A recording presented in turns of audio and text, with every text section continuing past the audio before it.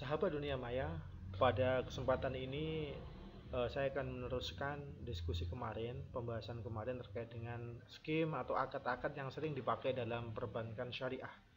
Kalau di tema sebelumnya itu terkait dengan prinsip bagi hasil, profit sharing. Nah, pada kesempatan ini atau poin B, poin yang kedua, yakni terkait dengan akad yang sering dipakai dalam perbankan syariah menggunakan prinsip titipan atau wadiah atau simpanan lah. Prinsip titipan atau simpanan kalau di dalam perbankan biasanya dalam fikih dikenal dengan istilah wadiah, titipan itu. Nah, secara sederhana pengertian daripada al-wadiah itu yakni penitipan, yakni akad seseorang kepada orang lain dengan menitipkan suatu benda untuk dijaganya secara layak. Artinya apa ya? Sebagaimana kebiasaan-kebiasaan di lingkungan kita atau kebiasaan-kebiasaan di suatu daerah gitu kan. Nah, contoh sederhana adalah terkait dengan penitipan sepeda motor atau kendaraan. Mungkin ketika kita pas menonton di pameran atau di bioskop atau mungkin pengajian atau mungkin orkes dangdut dan sebagainya. Nah, pada prinsipnya eh, akad wadiah atau titipan ini lebih cenderung kepada ta'awun, tolong menolong pada mulanya. Contoh sederhana, sampai rumahnya Blitar. Nah, kuliah di Tulungagung di kos-kosan. Karena sampean pulangnya cuma 2 hari, sampean menitipkan sepeda motor kepada teman sampean. Sampean bilang, contohnya teman sampean namanya adalah Ani kemarin. Ani, ini saya mau ke Blitar 3 hari. Tolong motor saya dijaga ya, saya titipkan kepada kamu. Nah, ini adalah contoh akad wadiah atau titipan yang di situ orientasinya adalah tolong menolong atau ta'awun. Nah, pada pembagiannya wadiah itu ada 2, yakni wadiah amanah dan juga wadiah yadhomanah. Nah, apa sih perbedaan antara wadiah amanah dan juga dengan wadiah yadhomanah? Titipan amanah sama titipan yad amanah atau yadhomanah.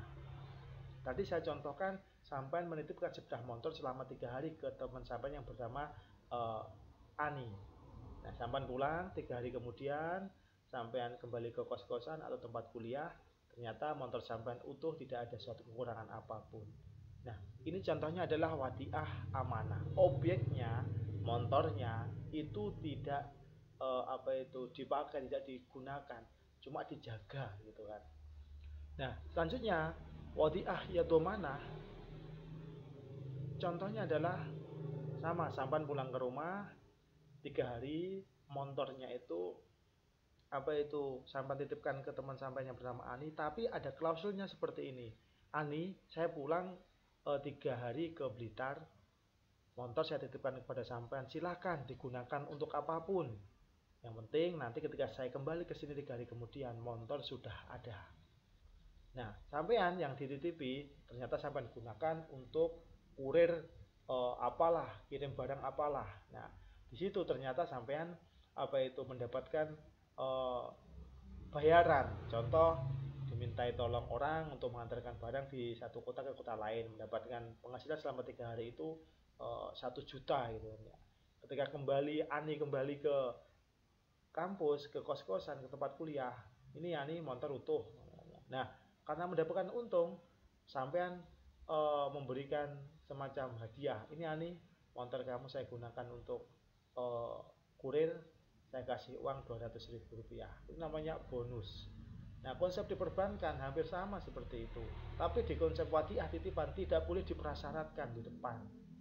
Kalau memberikan bonus boleh, karena konsep titipan itu justru yang dititipi itu boleh menerima ujroh, upah. Contoh wadiah amanah tadi, motor tidak boleh digunakan apa-apa, tapi teman sampean yang sampean titipi itu berhak atau diperbolehkan, tidak dilarang, meminta bayaran ujrah atas apa? Atas keamanan yang telah diberikan, penjaminan motornya itu tidak hilang.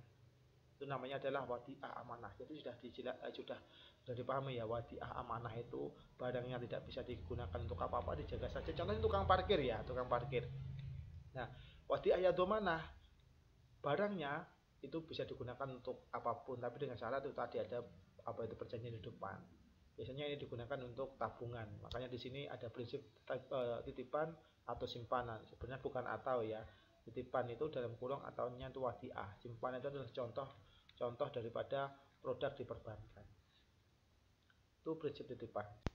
Selanjutnya adalah terkait dengan jual beli, prinsip jual beli. Jual beli itu ya pertukaran antara barang dengan alat penukar. Kalau kita ya uang gitu aja. Secara luas jual beli atau al-bai' atau perdagangan gitu kan ya, dapat didefinisikan suatu perjanjian tukar menukar benda atau barang yang mempunyai nilai secara sukarela di antara kedua belah pihak. Yang satu menerima benda-benda dan pihak lain menerimanya sesuai dengan perjanjian atau ketentuan yang telah dibenarkan dan disepakati oleh syara itu. Nah, pada penjabarannya al-bai' atau jual beli itu ada beberapa macam modelnya, tipenya. Yang pertama adalah al-bai' murabbahah. Apa itu al-bai' murabbahah? Yakni jual beli barang pada harga asal dengan tambahan keuntungan yang telah disepakati. Jadi pada baik murabbahah ini, penjual wajib memberitahu ya harga produk yang ia beli dan menentukan suatu tingkat keuntungan sebagai tambahannya. Misal, pedagang eceran membeli komputer dari grosir dengan harga 10 juta. Kemudian ia menambahkan keuntungan gitu aja ya. Nah, 750 dan ia menjualnya kepada si pembeli dengan harga 10.750. Nah, jadi inilah secara sederhana contoh daripada bai' al-murabbahah. Selanjutnya adalah bai' as-salam. Apa sih yang dimaksud dengan bai' as-salam? Definisi yang paling mudah kita pahami adalah bai' as-salam pembelian barang yang diserahkan di kemudian hari, sedangkan pembayarannya dilakukan di muka. Nah, itu ya pesanan, cuma uangnya itu cash di muka. Itu adalah pengertian daripada bai' as-salam. Sedangkan pengertian daripada bai' al-istisna, yakni kontrak penjualan antara pembeli dan pembuat barang. Dalam kontrak ini, pembuat barang menerima pesanan dari pembeli. Pembuat barang lalu berusaha melalui orang lain untuk membuat atau membeli barang menurut spesifikasi atau request ya, permintaan yang telah disepakati dan menjualnya kepada pembeli akhir. Ini lebih kecenderungan ya agak dipesankan lagi gitu kan. Kedua belah pihak bersepakat atas harga serta sistem pembayaran. Apakah pembayaran dilakukan di muka? Boleh. Melakukan cicilan? Boleh. Ditangguhkan sampai waktu atau pada masa yang akan datang juga boleh. Nah, ini contoh sederhananya ya, sampean mendapatkan pesanan gitu kan ya. Mendapatkan pesanan dari konsumen sampean berupa mobil air almari gitu kan ya. Nah, sampean memesankan lagi kepada pengrajin sesuai dengan spesifikasi konsumen sampean tadi. Nah, pembayarannya bisa dicicil, bisa diangsur, di akhir gitu kan ya. Bisa diangsur atau ditangguhkan sesuai dengan waktu yang disepakati. Jadi perbedaan antara as-salam sama istisna itu cenderungannya adalah di pembayarannya. Kalau as-salam itu harus di depan, kalau istisna itu sesuai dengan kesepakatan. Itu prinsip jual beli.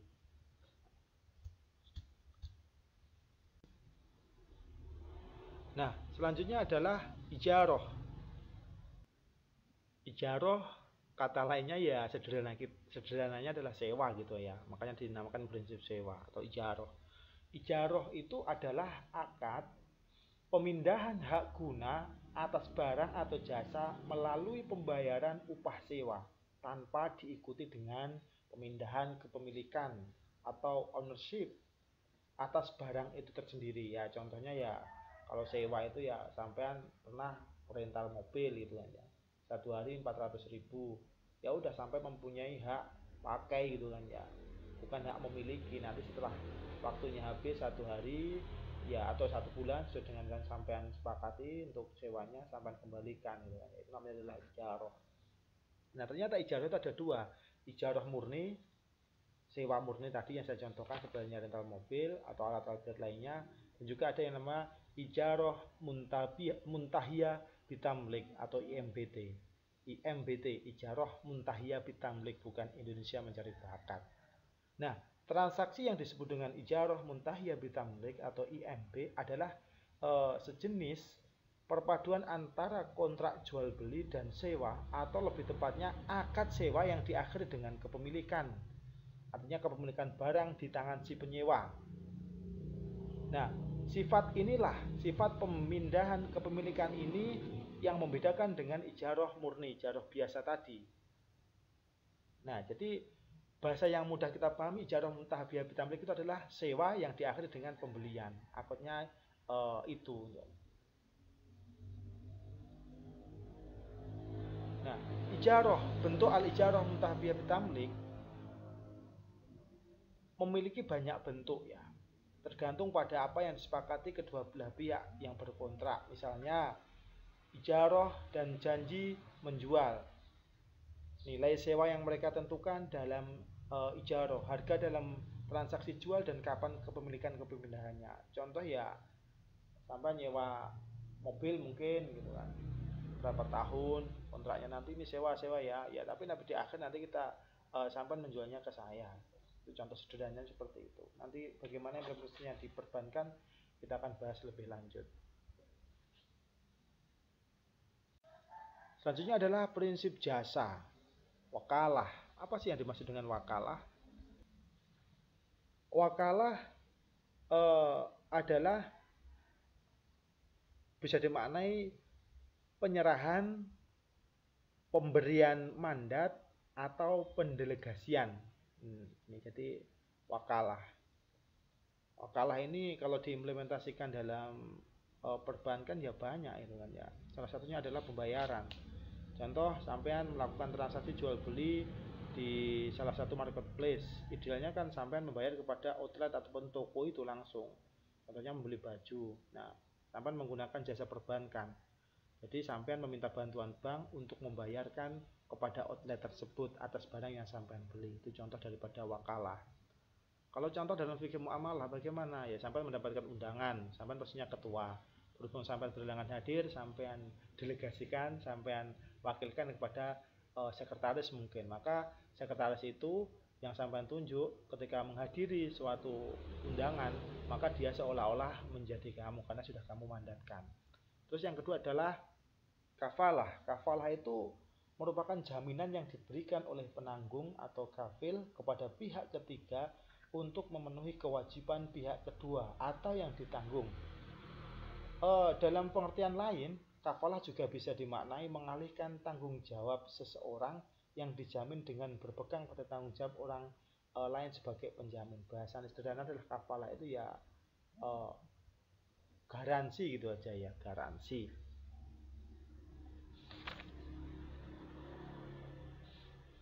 Terus selanjutnya adalah hawalah. Hawalah atau hiwalah itu ya. Bisa dimaknai pengalihan utang dari orang yang berutang kepada orang lain yang wajib menanggungnya. Dalam istilah para ulama, hal ini merupakan pemindahan beban hutang dari orang yang berhutang atau muhil menjadi tanggung jawab muhal alai atau orang yang berkewajiban membayar utang. Nah, contoh sederhana adalah bahwa A itu muhal, memberi pinjaman kepada B, muhil. Sedangkan B masih mempunyai piutang kepada C atau muhal alaih. Nah, begitu B tidak mampu membayar utang A, ia lalu mengalihkan beban utang tersebut kepada C. Dengan demikian C yang harus membayar uang B kepada A. sedangkan utang C sebelumnya pada B dianggap selesai. Contoh, sampean punya teman yang namanya Ani, sampean punya utang kepada Ani 100.000. Nah ternyata Ani punya utang kepada sampean 100.000. Ternyata sampean itu punya utang kepada sampean punya utang dari si Roni, jumlahnya sama.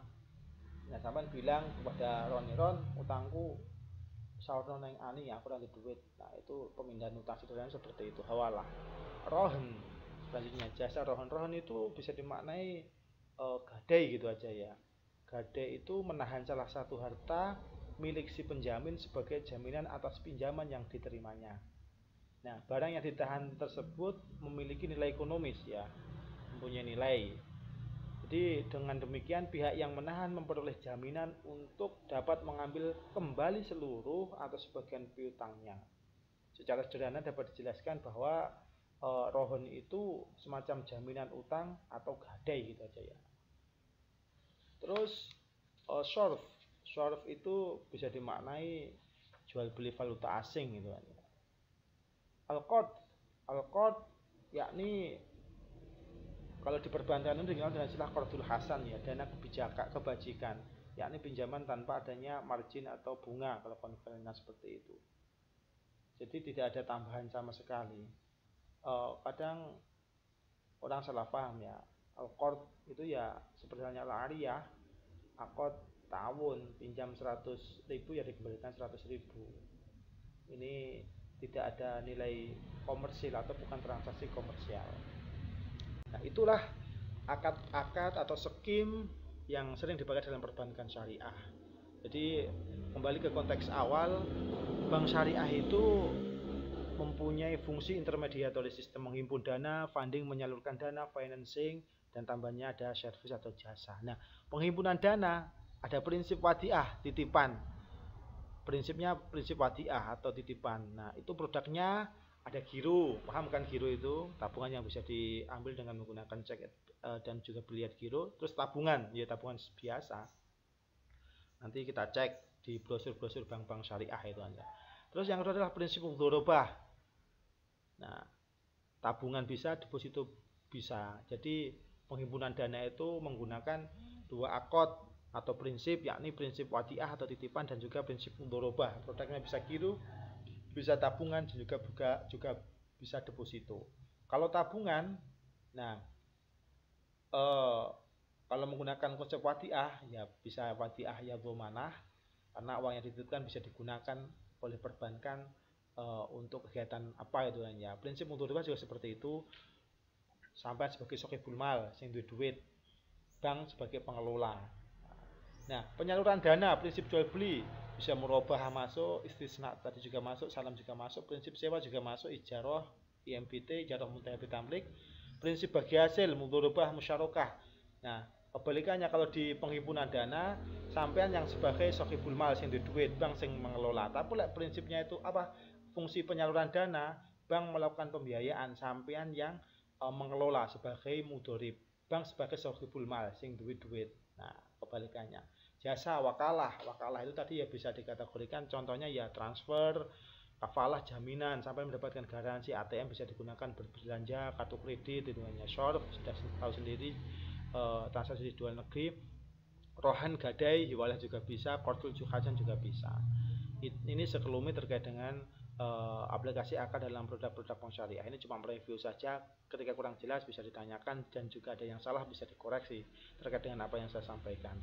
Kesampaian merenungi dan juga memahami terkait dengan akad-akad atau skim dalam fikih muamalah yang nantinya kita akan membahas diimplementasikan di dalam perbankan. Ini masih teori. Terima kasih. Sekali lagi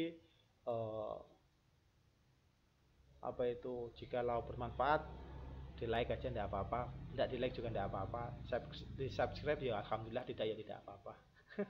Oke, terima kasih, semoga bermanfaat. Kurang lebihnya mohon maaf. Assalamualaikum warahmatullahi wabarakatuh.